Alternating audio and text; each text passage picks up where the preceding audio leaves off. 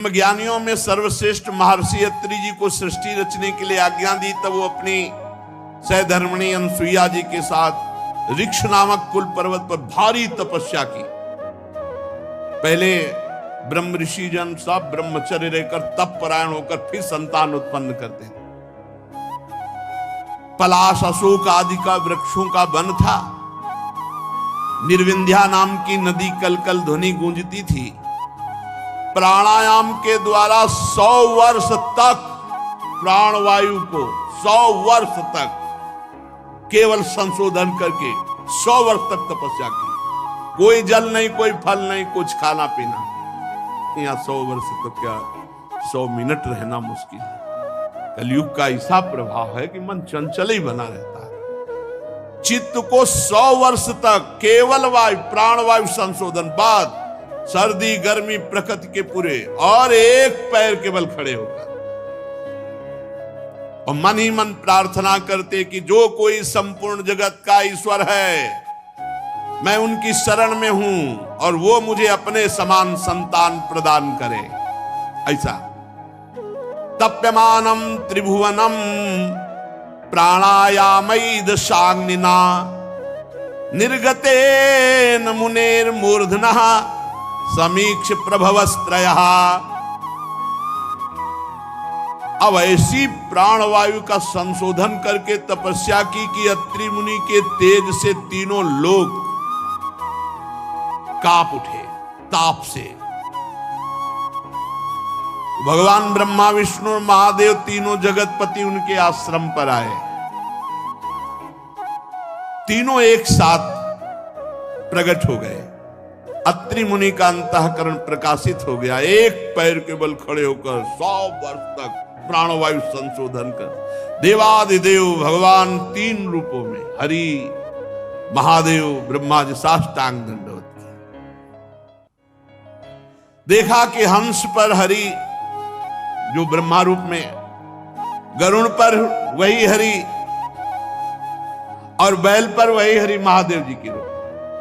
एक परमात्मा का चिंतन किया, जो कोई संपूर्ण जगत का ईश्वर हो। तो यहां अनुभव कराया कि हरि ही ब्रह्मा, हरि ही महादेव, हरि ही हरि। एक का स्मरण किया, 3 रूपों में आए। एक के हाथ में सुदर्शन चक्र है, तो एक के हाथ में त्रिशूल है, तो एक के हाथ में कमंडल है। तीनों कृपा की वर्षा कर रहे हैं। यहां और बीच में संतों से सुना है कि जब इनका तप अत्रि जी का, इस कोटि का तो अनुसुईया जी का पातिव्रत पूरा त्रिभुवन कंपायमान हो गया।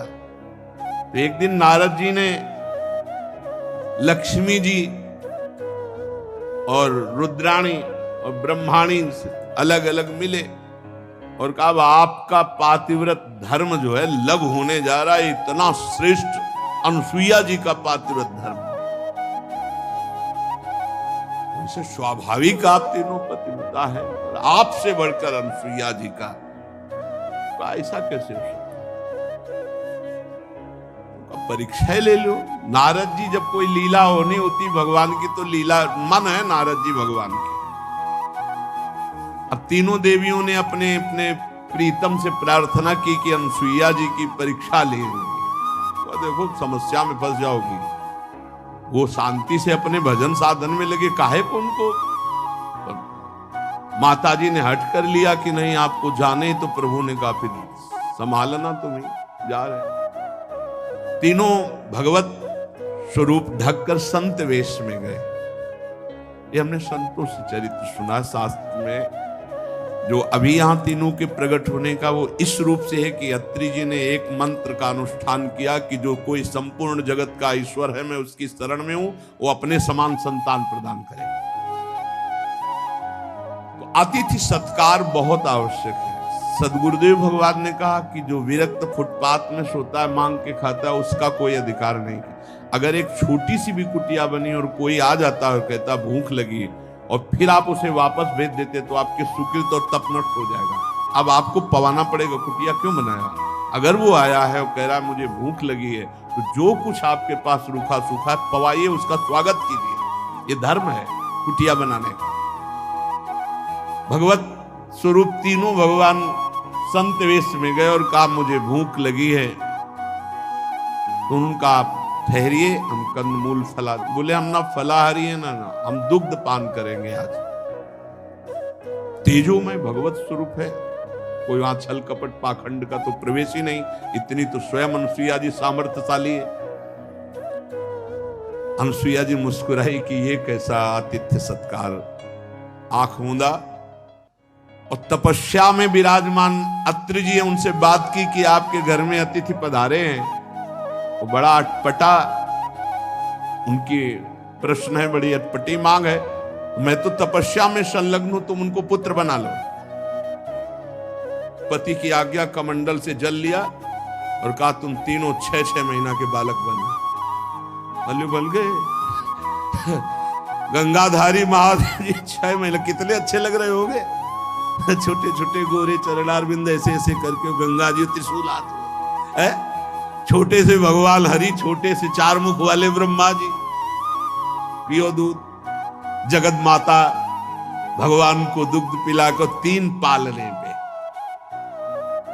कई दिन हो गए। नारद जी पहुंचे, बोले भगवान कहाँ है? बोले गए थे अनुसुईया जी की परीक्षा में, अभी तो वो कभी नहीं आएंगे। बोले क्यों? बोले पालने में है 6-6 महीना के। बोले तू फंसा दिए नारद जी का, तो फंसा दिए ऐसा। अरे हम तो परीक्षा के लिए कहा। तो बोले परीक्षा में तो फंस गए वो, अब क्या होगा? बोले जाओ पैर पड़ो, हाथ जोड़ो, तो भले हुआ कोई गुंजाइश हो। अभी तो 6 महीना के हैं, आगे जब सयाने हो स्वयंवर हो तो भले चली जाना। तीनों आद्या शक्तियां हैं, श्री लक्ष्मी जी, अंबा जी और ब्रह्माणी जी।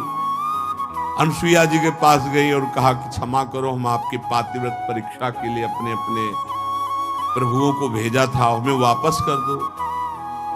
कौन हुआ? तो परिचय बताया, ऐसा है।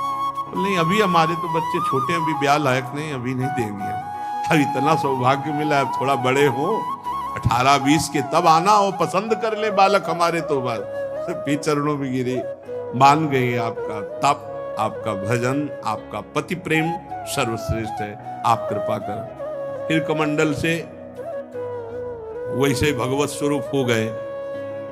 तब तक अत्रि जी भी आ गए। तब प्रार्थना की कि प्रभु ये पालना खाली नहीं रहना चाहिए। तुम भगवान श्री हरि के अंश से दत्तात्रेय जी और भगवान शंकर के अंश से दुर्वासा जी और भगवान ब्रह्मा जी के अंश से चंद्रमा मुनि, इन 3 महापुरुषों को पालने पे, और यही तीनों अत्रि अनुसुईया जी से प्रकट हुए पुत्रों के नाम में है। शेष चर्चा